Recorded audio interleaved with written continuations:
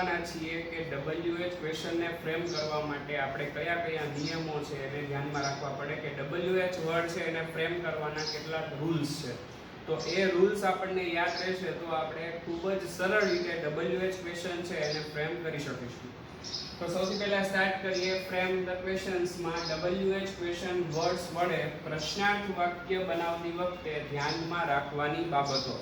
કે આપણે જ્યારે પ્રશ્નાર્થ વાક્ય સિલેક્ટ કરીએ છીએ આપેલા MCQ માંથી ત્યારે આપણે કઈ બાબતો ધ્યાનમાં રાખીએ છીએ અને એ ધ્યાનમાં રાખેલી બાબતો છે એ આપણને હેલ્પફુલ થાય છે આપણને એક સેન્ટેન્સ એટલે કે આપણો જે જવાબ છે એ સિલેક્ટ કરવામાં. તો તમને સૌથી પહેલા એ કહી દઉં કે આપણે ટોટલ 4 નિયમો યાદ રાખવાના છે. એ 4 નિયમો જો આપણને યાદ હશે તો આપણે ખૂબ જ સહેલાઈથી એ આપણો આન્સર છે એ ક્રેક કરી શકીશું. તેમાં સૌથી પહેલો નિયમ છે study the underline word or phrase. એનો મતલબ શું છે કે તમને અંડરલાઇન કરેલો શબ્દ આપેલો છે એને તમારે ધ્યાનથી 2 વાર વાંચવાનો છે. એને તમારે એનો મીનિંગ કાઢવાનો છે કે અહીંયા જે અંડરલાઇન કરેલો શબ્દ છે એ ખરેખર શું દર્શાવે છે. એટલે જ આપણને શું કીધું છે study the underline word or phrase. કે તમને આપેલો જે વર્ડ કે ફ્રેઝ છે એને તમારે સૌથી પહેલા સ્ટડી કરવાની છે અને પછી તમારે એના આધારે નક્કી કરવાનું છે કે મારે અહીંયા કયા WH ક્વેશ્ચન વર્ડની વાક્ય રચના કરવાની છે. તમારે ખરેખરમાં વાક્ય રચના લખવાની નથી. શા માટે? કારણ કે આપણને આ સવાલ છે એ MCQ ટાઈપમાં પૂછાય છે. તમને એના 4 ઓપ્શન આપેલા હોય છે એટલે તમારે સૌથી પહેલા માઇન્ડમાં એ નક્કી કરી નાખવાનું છે કે આમાં કઈ WH ક્વેશ્ચન વર્ડની જે સેન્ટેન્સ પેટર્ન છે એ ફિટ થશે. તો એની માટે શું કરવાનું? તો એની માટે આ જે સૌથી પહેલો નિયમ લખેલો છે એની માટે તમારે આપણે જે ફ્રેમ ધ ક્વેશ્ચનનો સૌથી પહેલો વિડિયો લેક્ચર હતો એમાં એક સરસ મજાનું ટેબલ ડ્રો કર્યું હતું. આ બાજુ WH ક્વેશ્ચન વર્ડ હતા, અહીંયા એનો પર્પસ લખેલો હતો અને અહીંયા એનું એક્ઝામ્પલ લખેલું હતું. એ ટેબલ તમારે યાદ કરવાનું છે કે એમાં તમે જોયું હતું કે ભાઈ એ WH ક્વેશ્ચન વર્ડ તરીકે who નો ઉપયોગ થયેલો હતો. તો who છે એ શા માટે આપણે પ્રશ્ન બનાવવા માટે ઉપયોગમાં લઈએ છીએ? તો કે કરતા જાણવા માટે.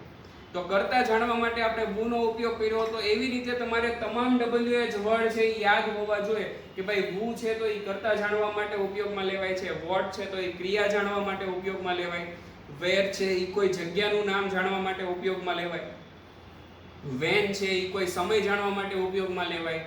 ત્યારબાદ how many તો એ કોઈક સંખ્યા જાણવી હોય તો, how much છે એ તો કેટલો જથ્થો જાણવો હોય તો, પછી how often એટલે ક્રિયા કેટલી વાર થાય છે એ જાણવી હોય તો, ખાલી how છે તો એ પ્રોસેસ કઈ રીતે થાય છે એ જાણવું હોય તો how નો ઉપયોગ થાય છે. ત્યારબાદ how far એટલે કેટલું દૂર એટલે કે કોઈ અંતર જાણવું હોય તો આપણે એનો ઉપયોગ કરીએ છીએ. તો એવી રીતે કયા WH વર્ડનો કયો ઉપયોગ થાય છે એ આપણને સૌથી પહેલા ખ્યાલ હોવો જોઈએ. એટલે સૌથી પહેલો નિયમ એ છે કે study the underline word or phrase. આપણે કોઈ પણ જાતની ઉતાવળ નથી કરતા. આપણને આપેલો શબ્દ જે અંડરલાઇન કરેલો શબ્દ આપેલો છે એને સરખી રીતે સમજીએ છીએ. ત્યાર પછીનો બીજો નિયમ છે ચૂઝિંગ WH વર્ડ. 4 નિયમમાંથી સૌથી અગત્યનો કોઈ નિયમ હોય તો આ નિયમ છે કે તમારે કયું WH વર્ડ આ વાક્યમાં તમારે પ્રશ્ન બનાવવા માટે ઉપયોગમાં લેવાનું છે એ તમારે પસંદ કરવાનું છે. અને એ પસંદ શેના આધારે કરવાનું છે? તો કે તમને જે અંડરલાઇન કરેલો શબ્દ આપેલો છે એના આધારે તમારે WH વર્ડ પસંદ કરવાનું છે. હવે MCQ ટાઈપનો તમને પ્રશ્ન પૂછતા હોવાથી એટલો ખૂબ જ સરળ એના ઓપ્શન પણ હોતા નથી. એવું પણ બને કે એકનું એક WH વર્ડ છે, માની લ્યો કે તમારે કરતા જાણવા માટે ઉપયોગમાં લેવાયેલો છે પ્રશ્ન, તો કરતાની નીચે અંડરલાઇન આપેલી છે તો કોઈ એવા 2 પ્રશ્નો આપશે, એના MCQ આપશે કે જેમાં who થી શરૂ થતા 2 પ્રશ્નો હોય અને ત્યારબાદ બીજા કોઈ 2 MCQ આપશે કે જેમાં કોઈ અધર WH વર્ડ આપેલો હોય. તો તમારે સૌથી પહેલા એ નક્કી કરી લેવાનું છે કે અહીંયા અંડરલાઇન કરેલો શબ્દ આપેલો છે એ મારે શેનાથી પ્રશ્ન વાક્ય બનાવવાનું છે, એટલે કે કયા WH વર્ડનો મારે પ્રશ્ન વાક્ય બનાવવા માટે ઉપયોગ કરવાનો છે. તો એની માટે પણ આપણે જે ટેબલ ડ્રો કર્યું હતું એ અસરકારક છે. કે તમે જુઓ કે એક ટેબલ યાદ રાખવાથી તમને આખો WH વર્ડનો જે ફ્રેમ ધ ક્વેશ્ચન છે એ યાદ રહી જાય છે, માત્ર એક ટેબલ યાદ રાખવાથી. અને ઈ ટેબલ હમણાં જ હું આખું બોલી ગયો કે who થી પૂછે તો આ લખવાનું, what થી પૂછે તો આ લખવાનું. તો મારી જેમ તમારે પણ ઈ પાકું કરવાનું છે જેથી આપણે WH ક્વેશ્ચન વર્ડ છે એ ખૂબ જ સરસ રીતે સમજીને લખી શકીએ. તો બીજો નિયમ આપણે જોયો કે ચૂઝિંગ WH વર્ડ. હવે એના અહીંયા મેં તમને એક્ઝામ્પલ આપેલા છે ફોર એક્ઝામ્પલ પહેલું વાક્ય છે Keval will come tomorrow to meet me, કે કેવલ છે એ આવતીકાલે મને મળવા માટે આવવાનો છે. જો હવે સૌથી પહેલા આપણે શું કરવાનું છે તો કે આપણને જે અંડરલાઈન કરેલો શબ્દ છે એ આપણે જોવાનું છે. અહીં શું લખેલું છે? ટુમોરો. બરાબર. હવે ટુમોરો છે એટલે ઈ શેના માટે સવાલ પૂછવાનો છે તો કે સમય જાણવા માટે. આ અંડરલાઈન શેની નીચે આપેલી છે? સમયની નીચે આપેલી છે. હવે જ્યારે આપણે સમય જાણવો હોય ત્યારે આપણે કયા WH વર્ડનો ઉપયોગ કરીએ છીએ પ્રશ્ન પૂછવા માટે? તો સમય જાણવા માટે આપણે when નો ઉપયોગ કરીએ છીએ, જેવું આપણે કોષ્ટકમાં પણ જોયું હતું. તો હવે ઈ ડિસાઈડ થઈ ગયું કે ભાઈ આનું જે પ્રશ્ન વાક્ય છે ઈ શેનાથી બનશે? when થી બનશે. શા માટે when થી બનશે? કારણ કે અહીંયા ટુમોરો ની નીચે અંડરલાઈન છે. ટુમોરો માં અંડરલાઈન છે કે ટુમોરો છે ઈ શું દર્શાવે છે? સમય દર્શાવે છે. તો અંડરલાઈન કરેલો વર્ડ છે એ આપણે આપણા જવાબમાં મેળવવાનો છે અને એ રીતે આપણે પ્રશ્ન બનાવવાનો છે. એટલે એક વાત તો ફિક્સ થઈ ગઈ કે આપણે જે પ્રશ્ન વાક્ય બનાવશું એમાં ટુમોરો શબ્દ છે એનો ઉલ્લેખ આપણે પ્રશ્નમાં કરીશું નહીં. કારણ કે જો પ્રશ્નમાં નહીં કરીએ તો આપણને જવાબ તરીકે ટુમોરો મળશે. કારણ કે આપણે જવાબમાં પ્રશ્ન લખવાનો નથી. ઓકે, તો હવે આપણે વાક્ય બનાવીએ Keval will come tomorrow to meet me. તો એનું વાક્ય શું બનશે? when થી બનશે. when will કેવલ come to meet me. અને છેલ્લે પ્રશ્નાર્થ વાક્ય. એટલે આનું ગુજરાતી શું થઈ ગયું કે કેવલ મને મળવા માટે ક્યારે આવશે?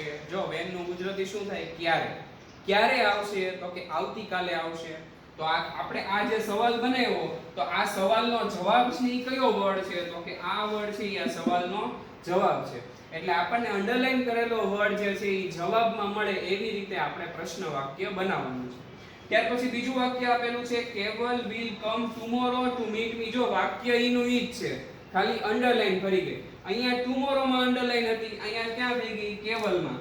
તો કે કેવલ છે એ પાછો શું છે? વાક્યનો કર્તા છે. હવે કર્તા જાણવા માટે કયું ક્રિયાપદ આપણે કયો WH વર્ડ લઈએ છીએ? તો કે who લઈએ છીએ. તો હવે કેવલ જવાબ આપણે મેળવવો છે તો કે શેનાથી પ્રશ્ન વાક્ય બનાવીશું? who થી. અને મેં તમને એમય કીધું હતું કે જ્યારે who થી પ્રશ્ન વાક્ય બનાવવાનું હોય ત્યારે જે આપણને શબ્દ આપેલો છે એ શબ્દ આપણે સીધો લખી નાખવાનો છે. એટલે કે આપણને જે સેન્ટેન્સ આપેલું છે એ સેન્ટેન્સ આપણે લખી નાખવાનું છે, માત્ર કર્તાની જગ્યાએ આપણે who નો ઉપયોગ કરવાનો છે. તો અહીંયા મેં લખેલું છે કેવલ, તો કેવલની જગ્યાએ હું શેનો ઉપયોગ કરીશ? who નો. શા માટે? કારણ કે who થી પ્રશ્ન પૂછવામાં આવે તો આપણને જવાબ તરીકે કર્તા મળે છે. તો અહીંયા સવાલ બની જશે who will come tomorrow to meet me. અને છેલ્લે પ્રશ્નાર્થ ચિહ્ન છે એ આપણે ભૂલતા નથી. જો પ્રશ્નાર્થ ચિહ્ન ભૂલી ગયા તો આપણો જે સવાલ છે એ ખોટો પડશે. અને ઘણીવાર એવું બને કે તમને MCQ માં એવું આપ્યું હોય કે ભાઈ આ વાક્ય આખું બે સરખા આપ્યા હોય પણ એકમાં પ્રશ્નાર્થ ચિહ્ન હોય ને એકમાં ન હોય, અને જો આપણે ઉતાવળ કરીને પ્રશ્નાર્થ ચિહ્ન વગરનો જે ઓપ્શન છે એ સિલેક્ટ કરીને આવી ગયા તો આપણો જવાબ ખોટો. ઓકે, હવે આ વાક્ય છે એમાં આપણે માની લો કે અહીંયાથી અંડરલાઈન કાઢી નાખીએ કેવલમાંથી, તો આપણે વાક્ય બનાવી નાખ્યું.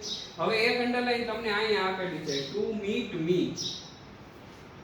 ચલો, તો ટુ મીટ મી છે ઈ આપણે બનાવવું છે. તો કઈ રીતે આની માટે આપણે કયો WH વર્ડ છે ઈ પસંદ કરીશું? તો સૌથી પહેલા શું કરવાનું? તો કે સૌથી પહેલા આપણે આપેલા વાક્યનું ગુજરાતી કરી નાખવાનું કે કેવલ will come tomorrow to meet me. કે કેવલ મને મળવા માટે કાલે આવવાનો છે. બરાબર. તો આ ટુ મીટ મી છે ઈ હવે આપણે જવાબ આવે એવી રીતે પ્રશ્ન બનાવવાનો છે. તો ટુ મીટ મી છે ઈ શું થઈ જશે? કેવલ will come tomorrow, કે કેવલ આવતીકાલે આવવાનો છે. પણ આપણે ટુ મીટ મી છે એ આપણે જવાબમાં મેળવવાનો છે. તો આપણે શા માટે આવવાનો છે? કેવલ આવતીકાલે શા માટે આવવાનો છે? તો કે મને મળવા માટે આવવાનો છે. તો શા માટે આવવાનો છે? તો તમને ખબર છે કે જ્યારે શા માટે એવું વપરાય ત્યારે એ રીઝન બને છે, અને રીઝન માટે કયો WH વર્ડ હોય છે? why હોય છે. તો હવે આ પ્રશ્ન વાક્ય છે એ આપણે why થી બનાવવાનું છે જ્યારે અંડરલાઈન ટુ મીટ મી એવું આપેલું છે. અને બીજી વાત ઈ ખાસ યાદ રાખવાની કે ટુ પછી આવી રીતે કોઈ શબ્દ આપ્યો હોય તો એ હંમેશા આપણો હેતુ દર્શાવતો હોય, કે જે તે વ્યક્તિનો હેતુ દર્શાવતો હોય કે શા માટે આવવાનો છે? તો કે મળવા માટે આવવાનો છે. બરાબર. તો હવે why થી પ્રશ્ન વાક્ય કઈ રીતે બનશે? why, ત્યારબાદ સહાયકારક ક્રિયાપદ કયું આપ્યું છે? will. why will કેવલ કમ ટુમોરો. અને પછી પ્રશ્નાર્થ વાક્ય કે કેવલ શા માટે આવતીકાલે આવવાનો છે? તો શા માટે આવવાનો છે? તો ટુ મીટ મી, એટલે કે મને મળવા માટે આવવાનો છે. તો આવી રીતે આપણે સૌથી પહેલા અંડરલાઈન કરેલો શબ્દ છે એ સમજવાનો છે. ત્યાર પછી એના આધારે એનું ચૂઝિંગ WH વર્ડ, એટલે કે જે અંડરલાઈન કરેલો શબ્દ છે એ આપણે જવાબમાં મેળવવો હોય તો કઈ રીતે આપણે પ્રશ્ન વાક્ય શેનાથી શરૂ કરીશું તો આપણને અંડરલાઈન કરેલો શબ્દ છે એ જવાબમાં મળશે. એ આપણે ખાસ યાદ રાખવાનું છે. આ બે નિયમ થયા, હજી આપણે બીજા બે નિયમ જોવાના છે. ઓકે, હવે ત્રીજો નિયમ છે એ શેનો છે? તો કે ટેન્સ નો છે. જો મેં તમને શરૂઆતમાં આપણે ટેન્સ ભણ્યા ત્યારે કીધું હતું કે ટેન્સ છે એ બધી જગ્યાએ આવશે. તમારા ટેન્સ પાવરફુલ હશે તો તમે ગ્રામરનો કોઈ પણ ટોપિક છે એ સહેલાઈથી શીખી શકશો. એટલે હું એવી આશા રાખું છું કે તમે બધાએ ટેન્સ સારી રીતે ભણ્યા છે. અને જો હજી એવું લાગતું હોય તમને કે મને ટેન્સ હજી પ્રોપર નથી આવડતા તો આપણા બધા જ ટેન્સના વિડીયો છે એ YouTube પર છે, તમારે ગમે ત્યારે જોઈ લેવા. બરાબર? તો કે ટેન્સ છે એ ત્રીજો નિયમ છે. શા માટે ત્રીજો નિયમ છે? એનો ત્રીજો નિયમ તો કે WH ક્વેશ્ચન વર્ડ આપણે પ્રશ્નાર્થ બનાવીએ છીએ ત્યારે ધ્યાનમાં રાખવાની બાબતમાં ટેન્સ છે એ અગત્યનો નિયમ છે. સૌથી અગત્યનો નિયમ કયો છે? તો કે ચૂઝિંગ WH વર્ડ્સ. કે આપણે ચૂઝિંગ WH વર્ડ છે એટલે કે જે તે WH વર્ડ છે એ આપણે નક્કી કરવાના છે. અને એની પછી જે અગત્યનો નિયમ છે એ કયો છે? તો કે ટેન્સનો, એટલે કે કાળનો. તો હવે કાળમાં એ યાદ રાખવાનું છે આપણે કે આપેલ વાક્ય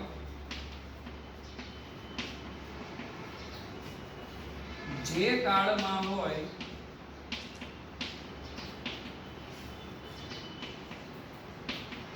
તે જ કાળમાં પ્રશ્નાર્થ બનાવવું. ઓકે, તો આ નિયમથી ટેન્સમાં યાદ રાખવાનો છે કે આપેલ વાક્ય જે કાળમાં હોય તે જ કાળમાં પ્રશ્નાર્થ બનાવવાનું છે. એટલે એવું આપણને કહેવામાં આવ્યું છે કે આપણને જે WH વર્ડ આપવામાં આવ્યો છે, જે પ્રશ્ન આપણને પૂછવામાં આવ્યો છે એ પ્રશ્નમાં જે ટેન્સ એટલે કે જે કાળ આપણને આપેલો છે એ જ કાળનું આપણે પ્રશ્નાર્થ વાક્ય બનાવવાનું છે. ફોર એક્ઝામ્પલ કે આપણને જ્યારે પ્રશ્નમાં will આપેલું હોય અને V1 આપેલું હોય ત્યારે આપણને ખબર છે કે will plus V1 છે એટલે કે સાદો ભવિષ્યકાળનું વાક્ય છે. સાદા ભવિષ્યકાળનું પ્રશ્નાર્થ બનાવવા માટે આપણે will નો ઉપયોગ જ કરવો પડે. બરાબર? તો હવે ત્યારે આપણે પાછો was નો ઉપયોગ નથી કરવાનો. આપણે જે ટેન્સમાં વાક્ય છે એ જ ટેન્સમાં આપણે પ્રશ્નાર્થ વાક્ય બનાવવાનું છે. એ ટેન્સનો પહેલો નિયમ છે. ઓકે, હવે આપણે બે એક્ઝામ્પલ જોઈએ અહીંયા. પહેલું વાક્ય હું લખું છું, I play cricket. ઓકે, અને અહીંયા ક્રિકેટમાં અંડરલાઈન છે. અને અહીંયા હું બીજું વાક્ય લખું છું, I played cricket. અહીંયા પણ ક્રિકેટમાં અંડરલાઈન છે, પરંતુ તમે જુઓ તો બંને જગ્યાએ બંને વાક્યોમાં ટેન્સ છે એ જુદા જુદા છે. કઈ રીતે છે? તો કે અહીંયા કર્તા છે એની સાથે મૂળ ક્રિયાપદ આપેલું છે અને પછી કર્મ આપેલું છે અને કર્મમાં અંડરલાઈન છે. એટલે આપણે ક્રિકેટ જવાબ આવે એવી રીતે પ્રશ્ન બનાવવાનો છે. અને બીજું વાક્ય જો તો અહીંયા પ્લે શબ્દ છે એને તમે ed પ્રત્યય લાગેલો જોઈ શકો છો. એટલે આ V2 નું ફોર્મ છે અને તમને બધાયને ખબર છે કે જ્યારે V2 નું ફોર્મ આવેલું હોય ત્યારે કયો કાળ હોય? તો કે સાદો ભૂતકાળ હોય. અને અહીંયા જે પ્રશ્ન વાક્ય અહીંયા જે વાક્ય આપેલું છે એ કયા કાળનું છે? તો કે સાદા વર્તમાન કાળનું. તો સાદા વર્તમાન કાળનું સાદા ભૂતકાળના બંને વાક્યો છે એનો આપણે પ્રશ્ન વાક્ય બનાવવાનું છે અને એના આધારે સમજવાનું છે કે ટેન્સનો ઉપયોગ આપણે કઈ રીતે કરવાનો છે. For example I play cricket છે એ સાદા વર્તમાન કાળનું વાક્ય છે. સાદા વર્તમાન કાળમાં પ્રશ્ન વાક્ય બનાવવા માટે ટુ ડુ માંથી કયા રૂપનો ઉપયોગ થાય છે? તો કે ડુ અને ડઝ નો ઉપયોગ થાય છે પ્રશ્ન વાક્ય બનાવવા માટે. અને ડુ અને ડઝ માંથી પણ I, we, you, they બહુવચન કરતા એની સાથે શેનો ઉપયોગ થાય? તો કે ડુ નો ઉપયોગ થાય. અને he, she, it એકવચન કરતા એની સાથે શેનો ઉપયોગ થાય? તો કે ડઝ નો ઉપયોગ થાય. તો ડુ અને ડઝ નો વર્તમાન કાળમાં પ્રશ્ન વાક્ય બનાવવા માટે ઉપયોગમાં લેવાય છે આપણે. તો કે આઈ પ્લે ક્રિકેટ છે એનું આપણે પ્રશ્નાર્થ વાક્ય બનાવવું છે તો મારે આઈ અહીંયા આપેલું છે તો આઈ ની સાથે મારે શેનો ઉપયોગ કરવો પડશે ડુ નો ઉપયોગ કરવો પડશે પ્રશ્ન વાક્ય બનાવવા માટે તો આપણે પ્રશ્ન વાક્ય બનાવીએ what do I play હું ક્રિકેટ રમું છું તો આપણે પ્રશ્ન બનાવ્યો કે હું શું રમું છું તો આપણને જવાબમાં શું મળશે ક્રિકેટ મળશે પરંતુ આપણે જે સમજવાનું છે અહીંયા ટેન્સ ની બાબત એ કઈ છે તો કે આપણે અહીંયા ડુ નો ઉપયોગ કર્યો છે કારણ કે વાક્ય વર્તમાન કાળમાં છે બરાબર હવે આ બાજુ અહીંયા આવી જાવ આઈ પ્લેડ ક્રિકેટ એવું વાક્ય આપણને આપેલું છે તો આપણને ખબર છે કે જ્યારે ભૂતકાળનું પ્રશ્નાર્થ વાક્ય બનાવવું છે સાદા ભૂતકાળનું ત્યારે આપણે અગાઉના વિડિયો લેક્ચરમાં પેલું જોયું હતું કે પ્રશ્નાર્થ વાક્ય અને સહાયક કારક ક્રિયાપદો તો પ્રશ્ન વાક્ય જ્યારે આપણને સાદા ભૂતકાળમાં આપેલું હોય ટુ ડુ નું રૂપ આપેલું હોય તો જ્યારે ભૂતકાળ બનાવવું છે ત્યારે ડુ અને ડઝ માંથી આપણે એકય નથી યુઝ કરવાનું આપણે ડીડ નો ઉપયોગ કરવાનો છે શા માટે કારણ કે આપેલું વાક્ય સાદા ભૂતકાળમાં છે તો કે આઈ પ્લેડ ક્રિકેટ ઈ વાક્ય છે કયા કાળમાં છે સાદા ભૂતકાળમાં છે તો સાદા ભૂતકાળનું આપણે જ્યારે WH પ્રશ્ન વાક્ય બનાવીએ ત્યારે કઈ રીતે બનશે તો કે અહીંયા આપણે ફાઇન્ડ આઉટ તો શું કરવાનું છે કર્મ કે આપણે જવાબમાં ક્રિકેટ જ લાવવાનું છે જેવી રીતે આપણે આ વાક્યમાં લાવ્યા તો ફેર ક્યાં પડી જશે તો જોઈએ what did I play હું શું રમતો હતો હું ક્રિકેટ રમતો હતો બરાબર તો અહીંયા ફેર ક્યાં પડ્યો એક માત્ર અહીંયા તો તમે બંને જગ્યાએ જોઈ શકો છો કે what do I play what did I play એ બંને વાક્યમાંથી જો તમે do અને અહીંયાથી did કાઢી નાખો તો બધું સેમ છે હવે આપણને એ ખબર હોવી જોઈએ કે અહીંયા do નો ઉપયોગ શા માટે થયો અને અહીંયા did નો ઉપયોગ શા માટે થયો બરાબર તો જ્યારે ભૂતકાળ આપેલો છે ત્યારે ભૂતકાળમાં પ્રશ્ન વાક્ય બનાવવાનું વર્તમાન કાળ આપ્યો હોય તો વર્તમાનમાં બનાવવાનું ચાલુ વર્તમાન કાળ આપ્યો હોય તો ચાલુ વર્તમાન કાળમાં ચાલુ ભૂતકાળ હોય તો ચાલુ ભૂતકાળમાં પૂર્ણ ભૂતકાળ હોય તો પૂર્ણ ભૂતકાળમાં એટલે આપેલા વાક્યનો ટેન્સ છે એ આપણે ચેન્જ કરતા નથી જે ટેન્સમાં આપણને પ્રશ્ન વાક્ય બનાવવાનું કીધું છે એ જ ટેન્સમાં આપણે પ્રશ્ન વાક્ય બનાવીએ છીએ ત્યાર પછીનો છેલ્લો નિયમ છે no changing in other words or phrase એનો મતલબ શું થાય છે કે જે વાક્યમાં અન્ય શબ્દો કે વધારાના શબ્દો આપેલા છે શબ્દ સમૂહ આપેલો છે એમાં આપણે કોઈ પણ જાતનો ચેન્જીસ છે એ કરતા નથી એટલે કે આપણે એમાં કોઈ પણ ફેરબદલ કરવાની નથી એમાં આપણે કોઈ પણ જાતનો ટેન્સ બદલવાનો નથી જે વધારાના શબ્દો છે એની વાત કરું છું તો અહીંયા આપણને લખેલું છે કે અંડરલાઇન પાર્ટ જવાબ બને તે માટે સબ્જેક્ટ એટલે કે કર્તા ઓક્સિલરી વર્બ એટલે કે સહાયકારક ક્રિયાપદ અને મેઇન વર્બ એટલે મુખ્ય ક્રિયાપદ માં ફેરફાર કરવાના છે એટલે હવે આપણે ઈ યાદ રાખવાનું છે કે છેલ્લો નિયમ એવો છે કે વાક્ય આપણે જ્યારે પ્રશ્નાર્થ બનાવીએ છીએ ત્યારે આપણે ચેન્જીસ ક્યાં ક્યાં કરવાના છે તો કે ચેન્જીસ માત્ર 3 જગ્યાએ કરવાના છે કયા કયા છે સૌથી પહેલું છે સબ્જેક્ટ ઓક્સિલરી વર્બ અને મેઇન વર્બ આ 3 જગ્યાએ આપણે સુધારા કરવાના છે બાકી કોઈ પણ શબ્દ કે વાક્ય છે એમાં આપણે કોઈ પણ જાતનો ચેન્જીસ કરવાનો નથી જે વધારાના શબ્દો આપેલા છે એવી જ રીતે આપણે રહેવા દેવાના છીએ જેવી રીતે આપણે ટેન્સમાં જોયું હતું કે વાક્યમાં અન્ય શબ્દો લખેલા હોય તો અન્ય શબ્દો છે એ જ્યાં લખ્યા હોય ત્યાં આપણે રહેવા દેતા હતા અન્ય શબ્દોમાં આપણે કાળનો ચેન્જીસ કરતા ન હતા એવી જ રીતે અહીંયા પણ આપણે અન્ય શબ્દોમાં કાળનો ચેન્જીસ કરતા નથી ઓકે ત્યારબાદ છેલ્લો પોઈન્ટ છે અન્ય શબ્દ કે શબ્દ સમૂહમાં કોઈ ફેરફાર કરવાના નથી એટલે શું છે કે આપણને જે અન્ય શબ્દ કે શબ્દ સમૂહ આપ્યા છે એમાં આપણે કોઈ પણ જાતના ફેરફાર કરતા નથી બરાબર તો આ બે નિયમ છે ઈ શેના છે તો કે no change in other words or phrase હવે અહીંયા જે નિયમ આપેલા છે એનું આપણે એક્ઝામ્પલ હવે જોઈએ તો પહેલા તમે આ લખી લો પછી આપણે એના એક્ઝામ્પલ લખીએ ઓકે હવે આપણે જે એક્ઝામ્પલ જોવાનું છે એક્ઝામ્પલ જોઈએ એ શેનું એક્ઝામ્પલ છે તો કે no other changes in words or phrase, કે જે વધારાના શબ્દો છે એમાં આપણે કોઈ પણ જાતનો ચેન્જીસ કરવાનો નથી. તમે જોઈ શકો છો કે વાક્ય ખૂબ જ મોટું છે. આ તમને માત્ર સમજાવવા માટે એક મોટું વાક્ય લીધેલું છે, બાકી એટલું મોટું વાક્ય છે એ જનરલી પૂછાતું નથી. બરાબર? તો હવે જે વાક્ય આપેલું છે એમાં અંડરલાઈન પાર્ટ કયો છે? તો કે Sachin hit 2 centuries against Pakistan in the World Cup in India in 1987. કે સચિને ભારતમાં યોજાયેલા 1987 ના વર્લ્ડ કપમાં પાકિસ્તાનની વિરુદ્ધ 2 સેન્ચુરી મારી હતી. બરાબર? તો હવે અંડરલાઈન પાર્ટ કયો છે? 2 છે. તો આ તમે જો કે આ શું છે? સંખ્યા છે કે નંબર છે. જ્યારે વાક્યમાં સંખ્યા અને નંબર આપેલો છે અને એની નીચે અંડરલાઈન કરેલી છે, તો એ અંડરલાઈન પાર્ટ આપણે જ્યારે જવાબમાં મેળવવા માટે, એટલે કે જે પ્રશ્ન વાક્ય આપણે બનાવીએ છીએ એની માટે આપણે શેની માટે બનાવવાનું છે? તો કે નંબર મેળવવા માટે, કે સંખ્યા જાણવા માટે. અને તમને બધાને ખબર છે કે સંખ્યા જાણવા માટે કયો WH વર્ડનો ઉપયોગ થાય છે? હાઉ મેની નો. જ્યારે પ્રશ્નની શરૂઆત હાઉ મેની થી થાય ત્યારે જવાબમાં હંમેશા આપણને સંખ્યા મળે છે. તો હવે જે આપેલું વાક્ય છે એમાં 2 એટલે કે 2 જવાબ આવે એવી રીતે આપણે પ્રશ્ન વાક્ય બનાવવાનું છે. અને એમાં તમારે જોવાનું છે કે વધારાના શબ્દો છે એ બધા એવી ને એવી જ રીતે રહેશે. તો આપણે એનો જવાબ લખીએ. Sachin hit 2 centuries against Pakistan in the World Cup in India in 1987. તો લખશું આપણે how many centuries did Sachin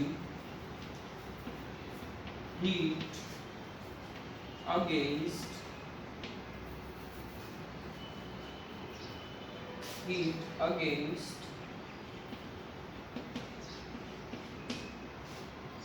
Pakistan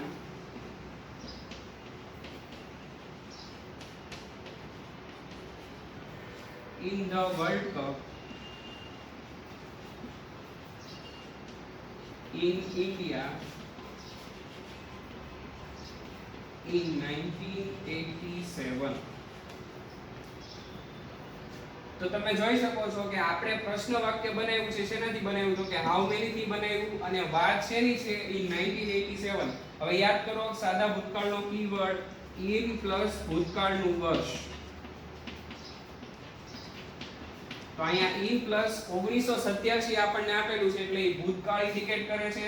એટલે આ વાક્ય છે એ શેમાં છે? તો કે ભૂતકાળમાં છે. ભૂતકાળનું પ્રશ્ન વાક્ય બનાવવા માટે કયા ડુ અને ટુ ડુ ના રૂપનો ઉપયોગ કરવાનો? તો કે ડીડ ના રૂપનો. ઓકે, હવે how many centuries did Sachin hit. તમે જો અહીંયા સુધી મેં વ્હાઈટ ચોક થી લખેલું છે. શા માટે? તો કે એટલું છે જેમાં આપણે ચેન્જીસ કરવાના હતા. ત્યાર પછી જે અક્ષરમાં લખેલું છે એ શું છે? તો કે વધારાના શબ્દો છે. આ બધા શબ્દો છે એમાં આપણે કોઈ પણ જાતનો ચેન્જીસ કરવાનો ન હતો. તમે જો અહીંયાથી છે against Pakistan in the World Cup in India in 1987. તો અહીંયા પણ આપેલું છે against Pakistan in the World Cup in India in 1987. તો એ વધારાના શબ્દો છે એમાં આપણે કોઈ પણ જાતનો ચેન્જીસ નથી કર્યો. આપણે ક્યાં ચેન્જીસ કર્યો? તો કે સચિન છે એ કર્તાની જગ્યાએ શું આવી ગયું? હાઉ મેની આવી ગયું. ત્યારબાદ સેન્ચુરીઝ એટલે કે કર્મ આવી ગયું. ત્યાર પછી જેનાથી આપણે પ્રશ્ન વાક્ય બનાવવાનું છે ડીડ નો ઉપયોગ કર્યો અને પછી કર્તાનો ઉપયોગ કર્યો. તો મેં તમને કીધું હતું કે કર્તા, ઓક્સિલરી વર્બ અને મેઇન વર્બમાં ચેન્જીસ કરવાનો છે. ત્યારબાદ આપેલા શબ્દો છે એ આપણે આમને આમ લખી નાખવાના છે. તો આપણે 3 જગ્યાએ ચેન્જીસ કર્યો. બાકીના જે વધારાના શબ્દો છે એ આપણે એવી જ રીતે મૂકી દીધો. તો તમારે પ્રશ્ન વાક્ય બનાવતી વખતે આ 4 બાબતો ધ્યાનમાં રાખવાની છે. ફરીવાર આપણે રિપીટ કરી દઈએ કે સૌથી પહેલી બાબત કઈ હતી? તો કે અંડરલાઈન કરેલો પાર્ટ છે એને તમારે સારી રીતે સમજવાનો છે. બીજો પાર્ટ કયો હતો? તો કે ચૂઝિંગ WH ક્વેશ્ચન વર્ડ, કે તમારે એ અંડરલાઈન પાર્ટ કરેલો જે શબ્દ છે એ પ્રશ્ન વાક્યમાં આવે એવી રીતે એનો પ્રશ્ન બનાવવાનો છે. ત્રીજો પાર્ટ હતો ટેન્સનો, કે એને યોગ્ય કાળમાં, જે કાળમાં પ્રશ્ન વાક્ય આપેલું છે એ જ કાળમાં એનો જવાબ આપણે લખીએ છીએ. અને ચોથું વાક્ય છે no other changes in words or phrase, કે વધારાના શબ્દો કે શબ્દ સમૂહો છે એમાં આપણે કોઈ પણ જાતનો ચેન્જીસ કરતા નથી. તો આ 4 નિયમો યાદ રાખીને હવે આપણે WH વર્ડ 1 બાય 1 શરૂ કરવાના છે. જેમાં સૌથી પહેલો WH વર્ડ આપણે ભણીશું WHO. Okay guys, thank you for watching this video.